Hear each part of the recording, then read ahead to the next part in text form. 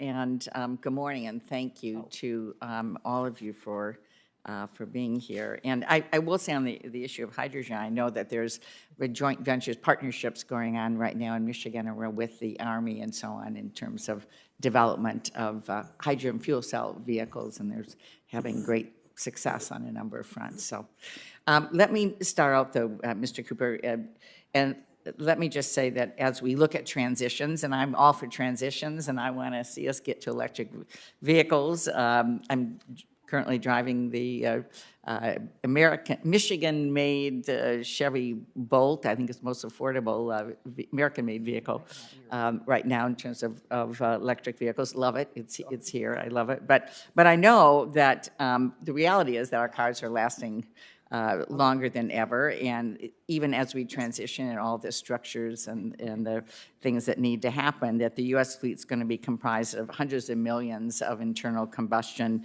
engines for years to come. So this really is important for us to understand all of this as we transition. So if we're going to meet our national climate targets, do you agree that we must secure a robust supply of low and zero carbon liquid fuels to complement the push towards electrification?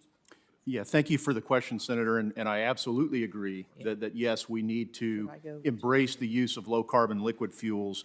I mean, if we're serious about reducing greenhouse gas emissions as quickly as possible, we can't wait around for full electrification of the fleet. That's going to take decades, as you pointed out. There are roughly 270 million light-duty vehicles, cars, pickups, SUVs, and vans. Today, 1% of those are electric vehicles.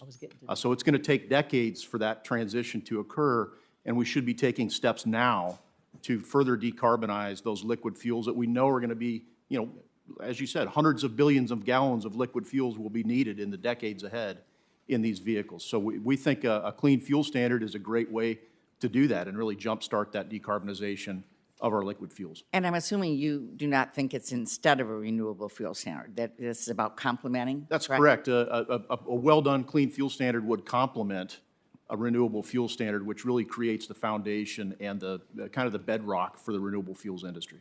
Could you speak a little bit about the recent investments that we have made, Congress has made, including those in the Inflation Reduction Act, that are going to help us be able to achieve these goals? Absolutely. Our industry is very excited about the Inflation Reduction Act and the suite of tax credits and grant programs in that legislation. It's a game changer for our industry. One of the programs in particular is Section 45Z, the Clean Fuel Production Credit, which is, in essence, the tax version of a clean fuel standard. It generates a tax credit for clean fuel producers based on the carbon intensity of their fuel. And the lower the carbon intensity, the more valuable the credit is, up to $1 per gallon. Our industry is already making investments based on the availability of that tax credit in the next few years. Along with that, we had the expansion and extension of the carbon capture and sequestration credits, a $500 million grant program for biofuels infrastructure. So yes, it was a wonderful investment and down payment in low carbon renewable fuels. Great. I was very pleased to be able to, in the agricultural section of that bill, to have the investment in we thank you for that. Biofuels infrastructure. And you've already mentioned less carbon. I'm assuming as you talk about that, it's jobs. I hear jobs as you are talking about that as well. But I think it's also important to stress that biofuel production lowers prices at the pump, and the fact that I know this last summer, where E15 saved drivers in some areas as much as $1 a gallon. Boy, at the time when we saw prices going through the roof, that was a big deal. So I wonder if you might just speak more about how much renewable fuels save drivers at the pump.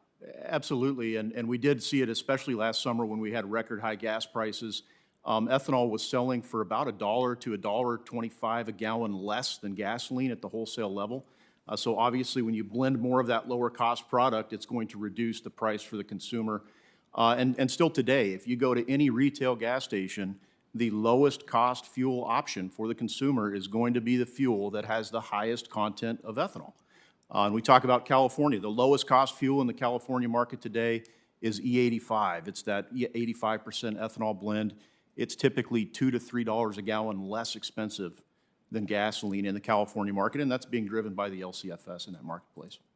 Thank you very much. I have other questions, but my time is up. Thank you. Thank you. Madam Thank Chair. you.